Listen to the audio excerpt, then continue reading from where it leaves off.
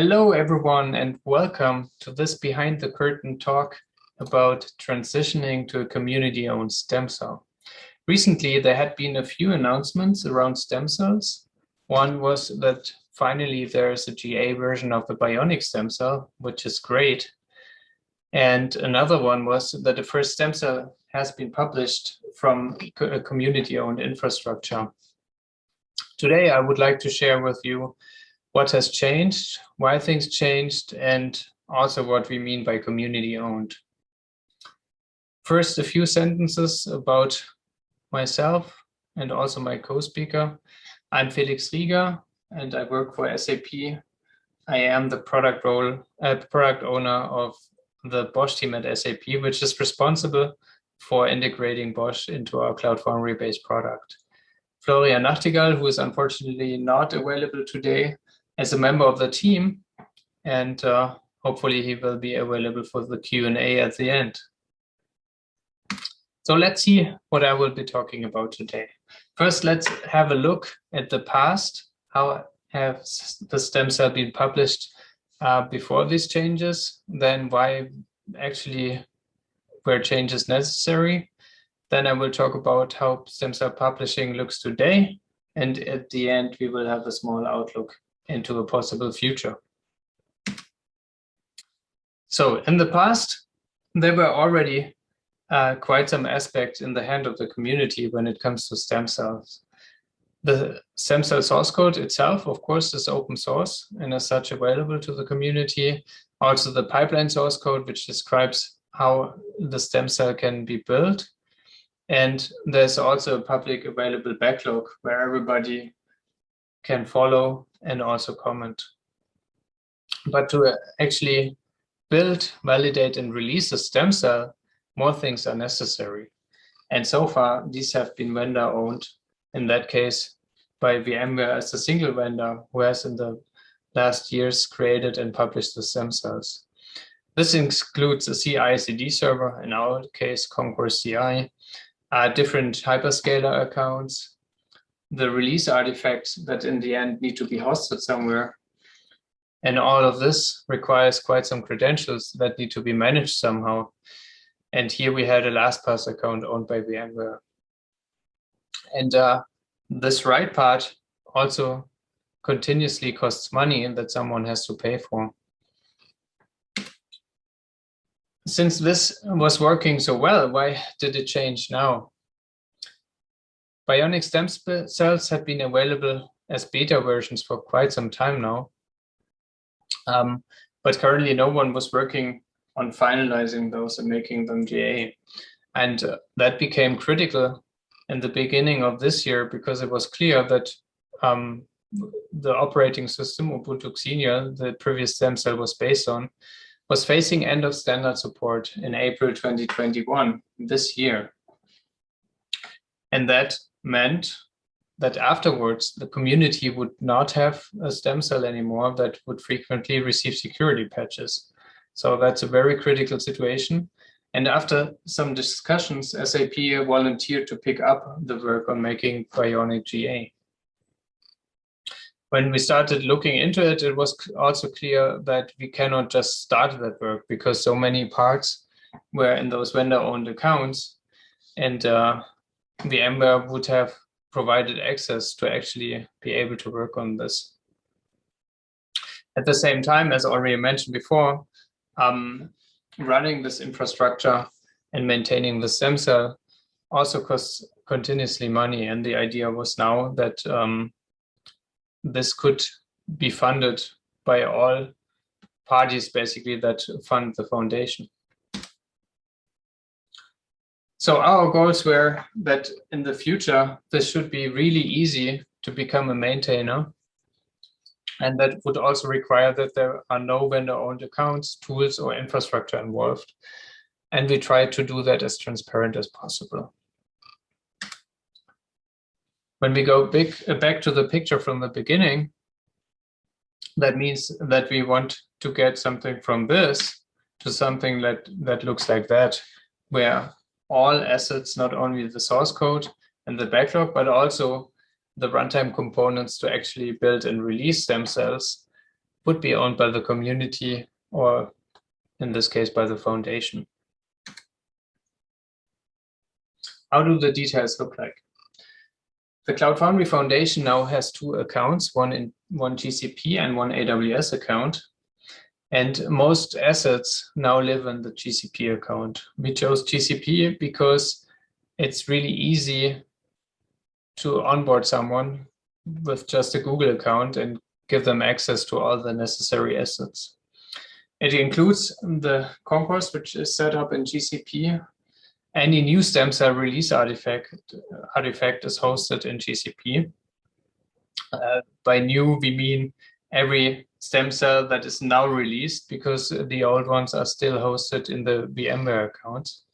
Any new GCP Lite Stemcell image and all secrets, specifically in this scenario, they live in the Concourse secrets backend, which is in this case CredHub. In the future, we could also use the secrets manager provided by GCP to store and manage additional credentials if it becomes necessary.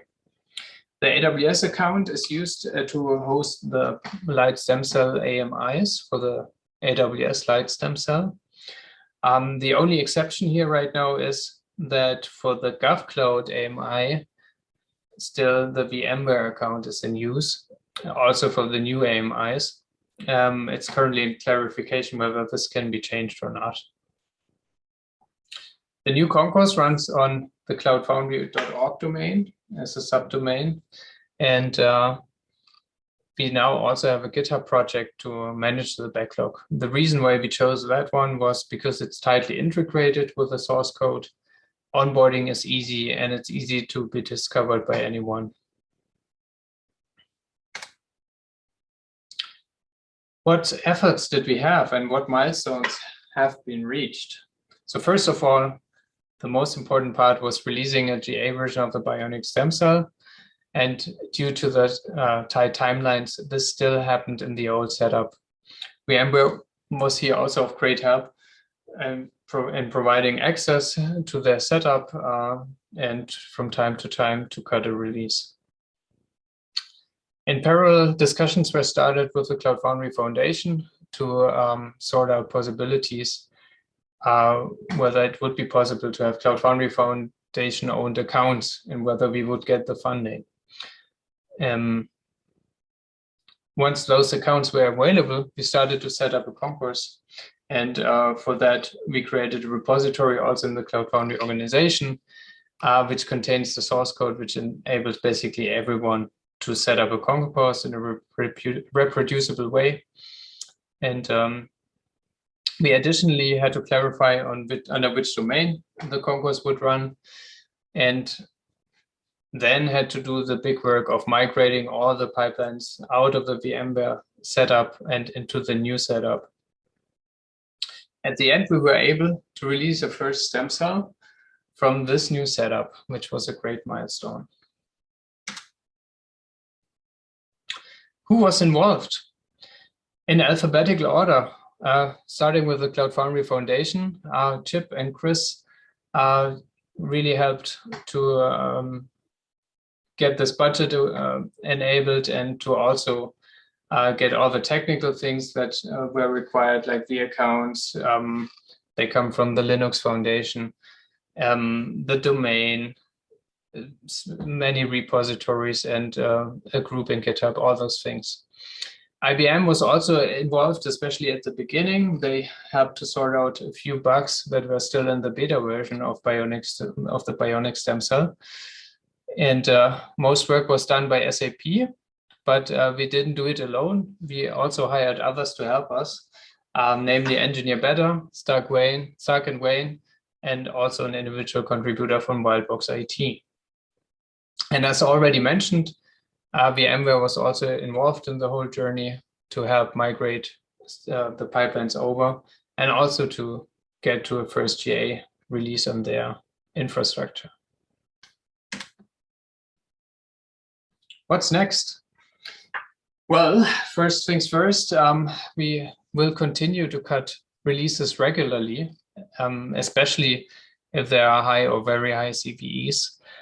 We still have to see what kind of cadence we would establish here.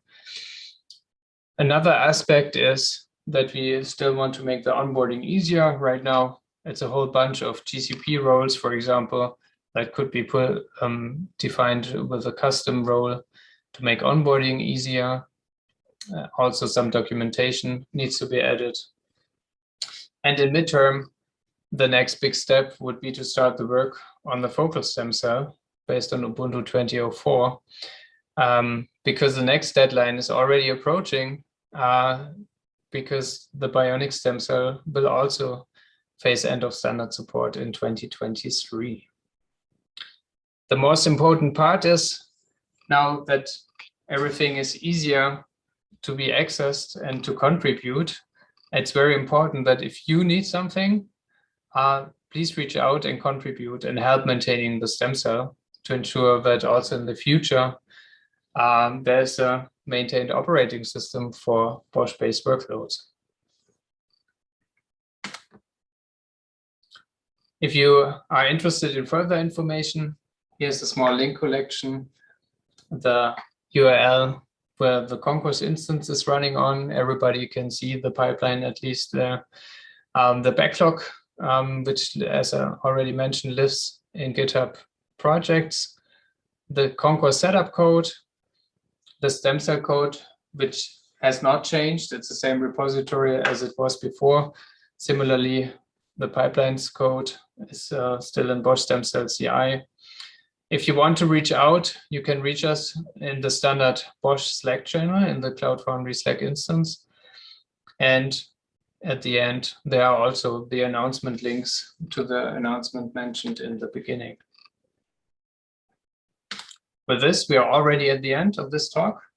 Thanks a lot for your attention, and I'm looking forward to the Q&A session in a minute. Thank you. Bye-bye. Oh, nice. in the Q&A tab. Ah, nice. And So Johnny also asked a question. Yeah, so the most difficult transition or problem during the transition from my perspective was that there are so many releases out there. And we were in a good position to have many releases within SAP, for example, where we could do quite some validation upfront. But I felt like this in general, so the contract between Bosch, its stem cell, and the releases is not very strict. So it's hard to guess whether you will get a lot of feedback from the community, like that this and that release does not work. But I guess we were lucky so that there are not so many changes between Bionic and Xenial, so that this was, yeah, in the end, we almost got no feedback that things stopped working, so that was great then. But that was a big challenge.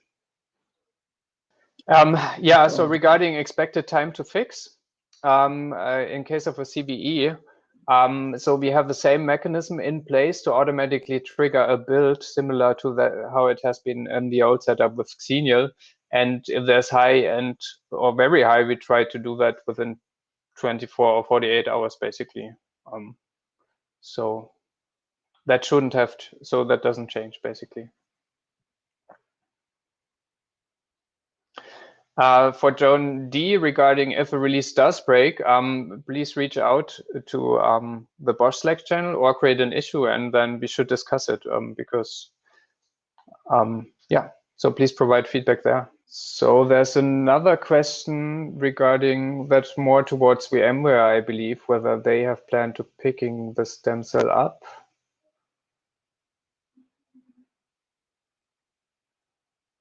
Here, I would also recommend to reach out on the Bosch channel to get answers to those questions.